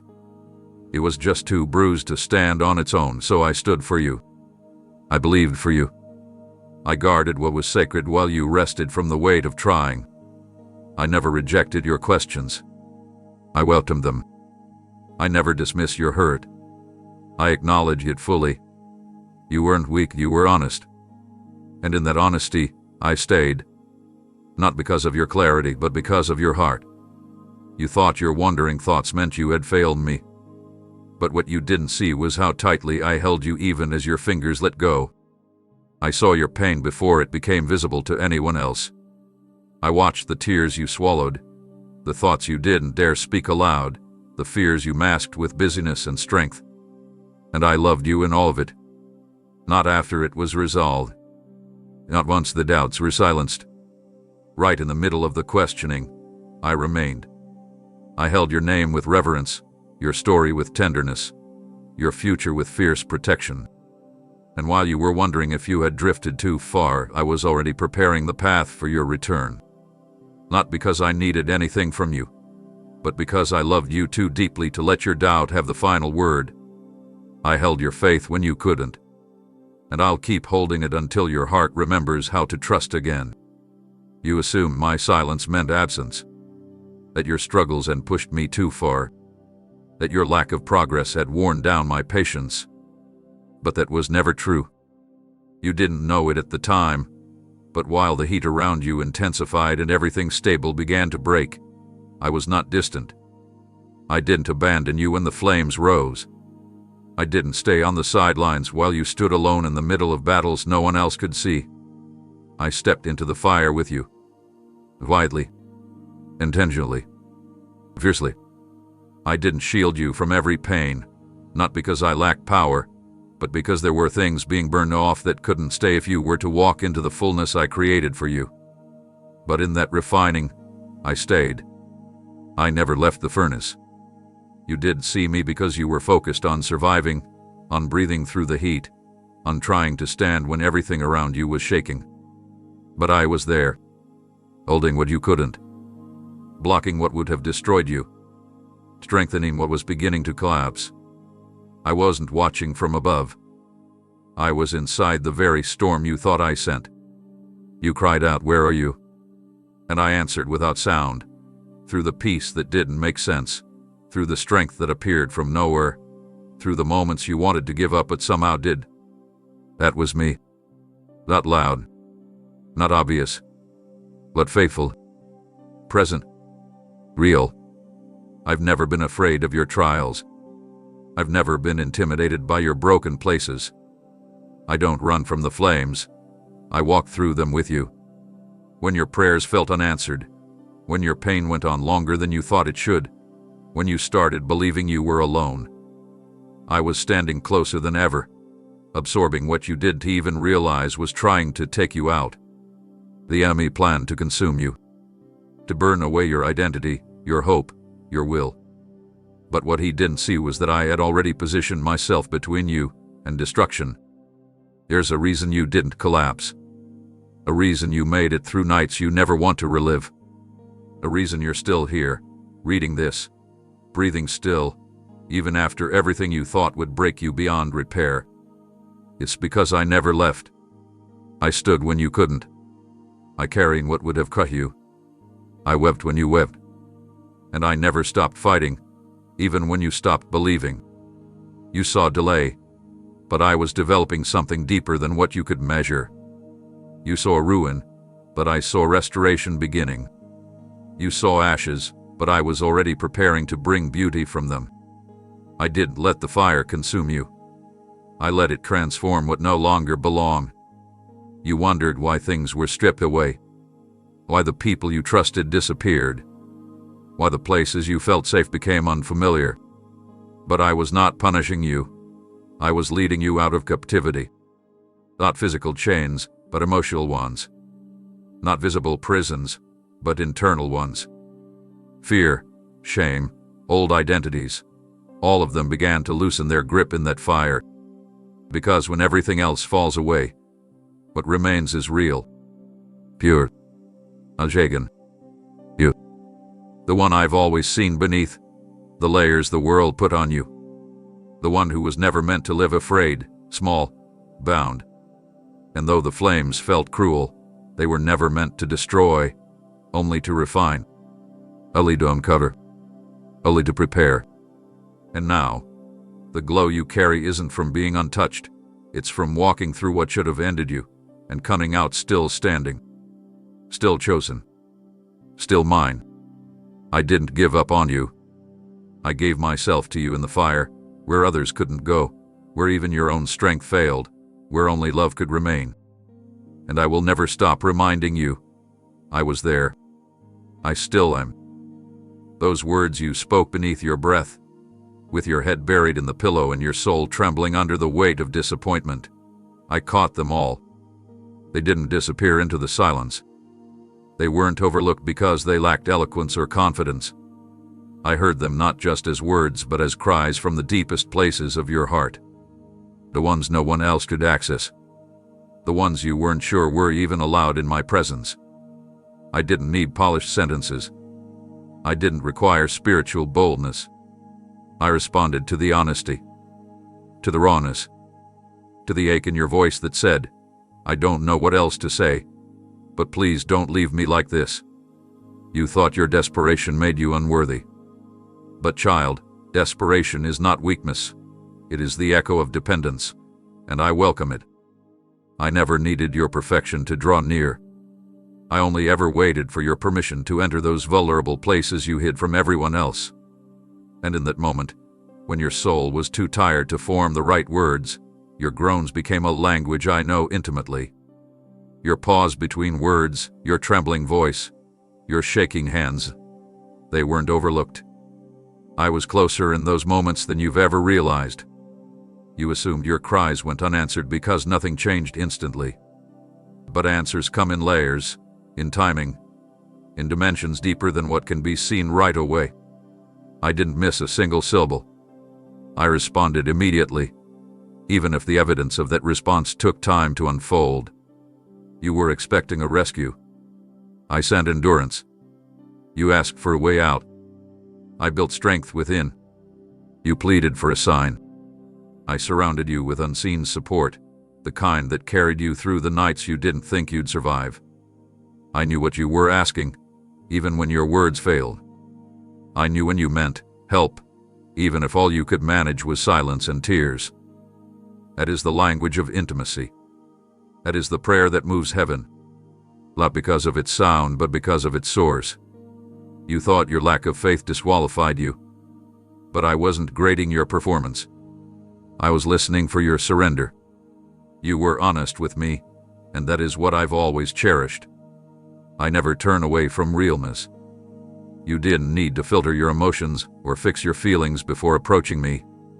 That prayer you whispered in the middle of the night, the one you never told anyone about, I was already answering before you finished. And even when the result didn't come in the form you imagined, something shifted. You were held when you thought you were falling. You were sustained when you thought you were unraveling. You were kept when you felt like giving up. I don't overlook the prayers that come through clenched jaws and tear-stained cheeks. I store them. I cherish them. I move through them. I've never forgotten a single one. Even the ones you stopped praying because you thought it was too late. I remember. I'm still working. I'm still shaping something beautiful from those fragile pleas you once whispered into the dark. Don't let the silence fool you into thinking I wasn't listening. I've been answering in ways you'll begin to recognize as you move forward. One day, you'll look back and realize that my answer was never no. It was deeper. It was wiser. It was rooted in love, too protective to rush, too personal to be generic, too holy to be understood all at once. You may have forgotten what you asked for, but I haven't. Your whispered words are still echoing in my heart, and I am still responding, not only with provision, but with presence. Always with presence. Because more than changing your circumstances, I've been changing you. And that is the miracle you didn't even know you were asking for. You gave your time to many things. You listened to countless voices. You considered advice, entertained opinions, ran through your options, and through it all, I never interrupted your process. I saw you trying to make the right choices while protecting your heart from disappointment. I didn't rush you. I didn't pressure you. I waited with an open posture, because what I longed for wasn't just your acknowledgement, it was your surrender. Not the kind that's born from fear or obligation, but the kind that's rooted in love. I've always known that real trust cannot be demanded. It must be chosen. That's why I didn't try to overwhelm you into compliance. I could have shown you my power in 1,000 undeniable ways. I could have moved mountains right in front of you until you were left with no doubt. What if your trust was a result of being cornered? It wouldn't be trust at all. I wanted something deeper. I desired the moment when your heart would stop striving to stay in control and simply lean into me. Not because you were forced to, but because you remembered who I am. You've been hurt before by promises that collapsed. People who said they would stay and didn't. Situations that offered certainty and delivered instability. So I understood why your guard was up. I wasn't offended by your caution. I knew where it came from. I knew your heart had been through battles, had learned to build walls just to survive. And that's why I didn't just wait for your awareness. I waited for your openness. I waited for the moment you would stop asking, "Will you come through?" and start saying, "Even if I don't understand, I choose you." Because that's the kind of trust that goes beyond answers. That's the kind of relationship that cannot be shaken by time or confusion or unmet expectations. I wasn't impatient with your process. I watched every step with tenderness. I saw the way you circled back to me, again and again, not sure how to fully let go, but quietly wondering if you could. And each time you approached, even if only for a moment, I leaned in. I never moved backward. I didn't retract my offer of intimacy. I extended it further. I gave you space not because I was far, but because I respected the sacredness of your choice. I created you with the ability to choose, not to control you, but because I wanted a relationship, not a transaction. Love without freedom isn't love. And I love you too deeply to take what you're not yet ready to offer. So I waited, not with crossed arms, but with open hands. Not with disappointment, but with patience. I waited as you examined everything else first. I waited as you tested waters I knew would eventually run dry. I waited as you tried to prove to yourself you didn't need anyone. And I kept standing at the edge of your hesitation, never demanding, only inviting. I was never after your perfection. I was after your yes. The real one. The one that comes not from fear, not from pressure, but from recognition. That nothing else compares. That nothing else satisfies like I do. I didn't want your temporary attention. I wanted the kind of trust that would let me into the places no one else sees. And now, here you are, slowly beginning to unclench your grip, slowly opening again. You may not feel ready. You may still wonder if it's too late. But I want you to know, your yes still matters to me. Even now. Especially now. There's nothing more sacred than the moment your heart turns, even slightly, and says, "I'm willing to believe again." That's all I ever wanted. That's what I've been waiting for. Not a performance, not religious ritual, but you. Just you. The real you. The trusting you. The child who dares to say maybe he's still good. Maybe I can let him in. And beloved, the moment you do, I'll meet you with the fullness I've been holding in my hands all along. I watched as you pursued things that glittered with promise but faded when you held them. You chased moments, approval, connection, achievement, thinking they would satisfy the ache inside your chest. And for a while, some of them seemed to.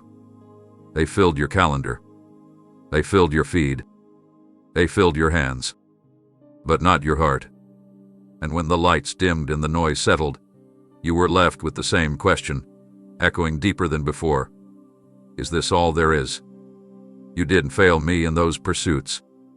I didn't grow angry when you tried to fill the void with temporary things. I knew you had to taste what couldn't last in order to truly hunger for what never ends. I let you explore, not because I wanted to see you stumble, but because I knew the search would eventually lead you back to what your soul was designed for, me. The hollowness you felt wasn't punishment. It was a gift wrapped in ache. That ache was your compass. It was never meant to destroy you. It was meant to guide you. You were never meant to be fully satisfied by anything less than eternal love. But how could you know that if I did allow the shallowness of what's passing to disappoint you first? You tried to convince yourself that if you just had a little more attention, more success, more comfort, then the emptiness would subside. But it didn't. Because you were created for something deeper. Something more sacred. Something unshakable. I didn't remove the things you chased. I simply let them reveal themselves. I let the illusion fade, not to embarrass you, but to show you that the version of fulfillment the world offers will never compare to what I've prepared for you. I waited while you tested every well that couldn't quench your thirst. I watched as you poured your energy into people and plans that couldn't carry the weight of your soul. Not because I was indifferent, but because I loved you enough to let the illusion end. You had to feel the limits of what's temporary to recognize the invitation of the eternal. I didn't want you to settle for shallow waters when I was calling you into oceans that never run dry.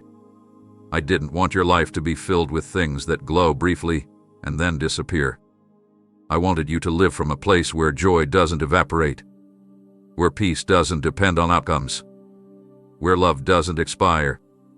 When you hit the end of yourself, when the applause stopped and the distractions went silent, that's when you started to feel something ancient, something holy, stir within you. That was me. Not scolding, not distant, just waiting. Waiting for the moment you'd finally admit, this world isn't enough for me, because it was never meant to be. I've always been enough, but I never forced myself into the center. I waited for you to choose. I waited for the noise to tire you out. I waited for the day you'd look at what once seemed shiny and feel nothing.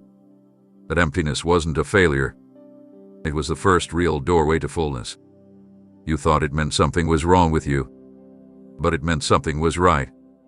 Your soul was waking up, and now that it's awakening, it's hungering not for more of the same, but for more of me. You're not losing yourself. You're finally finding the parts of you that were made to live beyond this world's reach. So come closer. Come deeper. Leave behind what no longer feeds you. Let the shallow things fall away. What I offer doesn't expire. What I give doesn't fade. You were made for more, and that more has always been me. There were times you withdrew not because you didn't care, but because you believed you had gone too far to be included anymore. You quietly stepped back, convinced that your place in my plan had expired, that you had somehow disqualified yourself through the accumulation of regret, failure, or shame. You wrote your identity with a pen dipped in discouragement, crossing out the parts of yourself you thought were unworthy of redemption. But while you were editing yourself out, I was inscribing your name into something eternal. Not into judgment, not into a record of your wrongs, but into the tender, unshakable fabric of my compassion. My mercy is not written in ink that fades or washes away. It cannot be undone by your silence or reversed by your mistakes. I didn't hesitate when I wrote you into the pages of grace. I did it with full awareness of everything you would ever go through, everything you would ever battle, everything you would ever question. Nothing about you has ever surprised me. And still, I chose you. Not as a background figure, not as a forgotten footnote, but as someone worth cherishing, pursuing, restoring. When you tried to blend into the crowd, thinking that if you went unnoticed it would hurt less, I noticed. When you stopped hoping because hope felt dangerous, I held the hope for you. I never erased you, even when you tried to disappear. I didn't flinch when you tried to disconnect. I stayed. Not just nearby, but within reach. Within whisper. Within breath. You assumed you needed to prove something to belong again. But I never asked for that. You were never accepted based on performance. You were embraced because you're mine. And that has never changed. My mercy isn't an abstract idea. It's a living reality, wrapping around your story like arms that won't let go. You can't out-sin it. You can't outrun it. You can't exhaust it. It renews every morning, not because you earned it during the night, but because I delight in giving it to you. I watched you attempt to disqualify yourself with labels the world gave you. I saw how you let condemnation speak louder than my truth. But I never agreed with those voices. I kept whispering, "You're still written here." Even when you doubted me, I never doubted your worth. Even when you lost sight of who you were, I never forgot. You may have tried to edit me out of your narrative, believing that I couldn't possibly still want you, but I never removed you from mine. My mercy rewrote every chapter you thought was ruined. It held space for the version of you that would one day awaken to the truth that you've never been outside the reach of my arms. I've seen you try to earn back what was always a gift. I've watched you hold your breath, waiting for me to change my mind about you. But I haven't. Not once. Not for a second. I chose you knowing everything, and I haven't regretted that decision. Not even on your worst days. Not even when you couldn't face yourself. You are not a broken branch cut off from the vine. You are not a discarded name erased from the book of belonging. You are still written into the center of my heart, into the folds where mercy flows freely, without end, without condition, without hesitation. So come as you are. No writing needed. No apology rehearsed. Just let me remind you that you were never removed. You were always included. You are still chosen. There were instances you didn't even notice, split seconds when something changed in your day, when the conversation didn't go as planned, when the door didn't open, or the decision didn't finalize, and behind all of it was my hand, gently shifting the flow of time itself to preserve what mattered most. You. Not your reputation. Not your plans. You. There were things set in motion that would have harmed you more deeply than you could comprehend, and without making a scene, I intervened. I allowed pauses that frustrated you. I created detours that confuse you. I prolonged outcomes that you thought were being ignored. And all the while, I watched with unwavering love as you questioned my timing, not realizing I was moving heaven and earth to protect something far more valuable than your momentary comfort, your soul.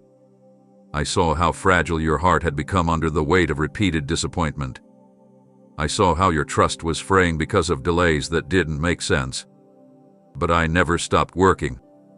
What looked like inaction was actually divine orchestration. Every delay was a shield, every interruption a barrier to destruction. You thought time was slipping, that maybe you were falling behind.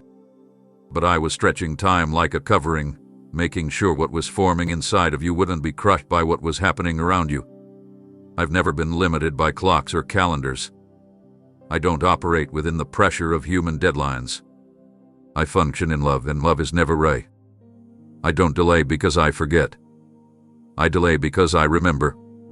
I remember every promise I've spoken over you, every purpose etched into your being, every whisper of destiny that still waits to unfold. And because I remember, I've withheld what would have stolen your attention from what really matters. You've prayed for quick solutions, and I've answered with deeper transformation. You've asked for speed, and I've offered strength. You've looked for shortcuts, and I've brought you through the long, sacred road where character is shaped and roots grow deep. I have not postponed your breakthrough to torment you. I have preserved it for the version of you that will know how to carry it. That's how much you mean to me. I am not willing to lose you to a blessing that arrives before you're healed.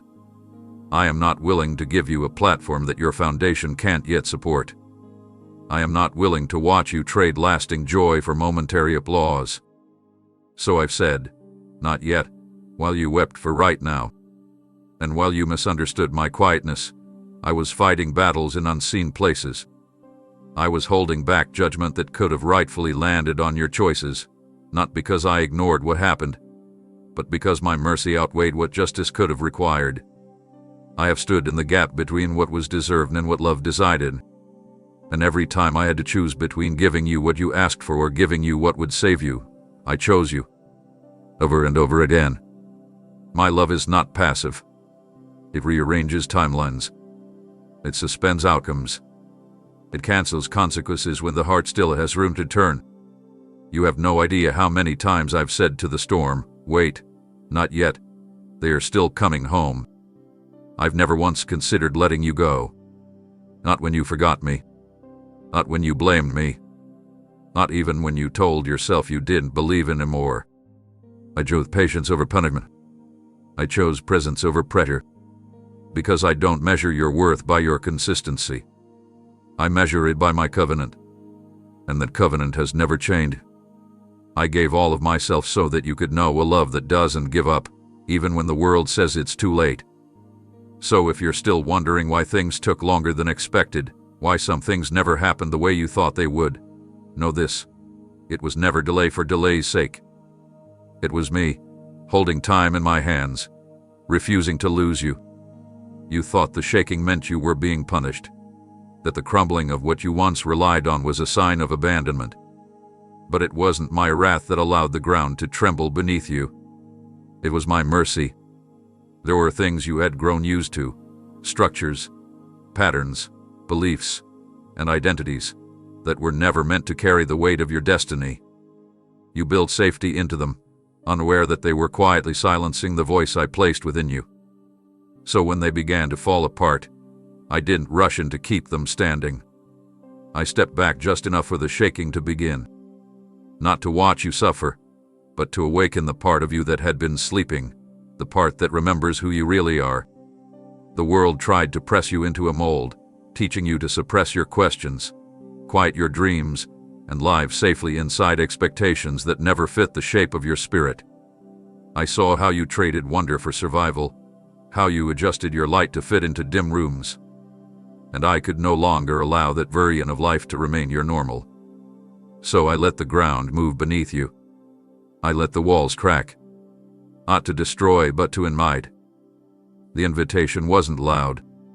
It came through disruption, through questions, through longing that wouldn't go away no matter how much you tried to silence it. You called it discomfort. I called it awakening.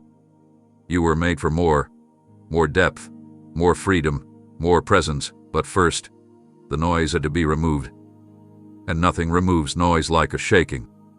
When the world no longer made sense and the things you leaned on began to vanish, I was closer than ever. You weren't being ruined. You were being revealed.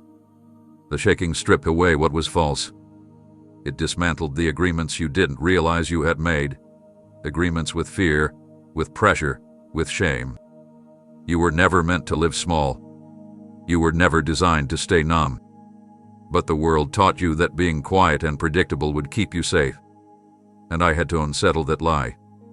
You cried out wondering why everything felt unstable, not realizing I was stirring life beneath the surface. The kind of life that can't grow in rigid comfort. The earthquake was never to harm you. It was to set your soul free from all the layers the world had piled on top of it. You thought you were losing yourself, but you were losing who you were never meant to be. That shaking, that was me pulling back the veil, showing you what could no longer stay.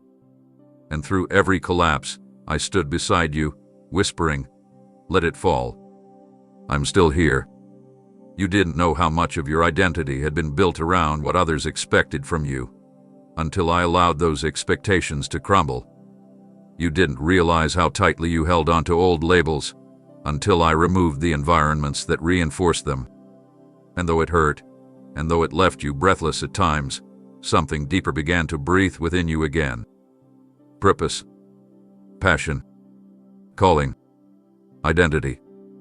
These are the things I was awakening. The parts of you that once danced with joy, that once believed with fire, that once prayed with tears, they were still there. And I refused to let them stay buried. I allowed the shaking to reveal what the surface had hidden.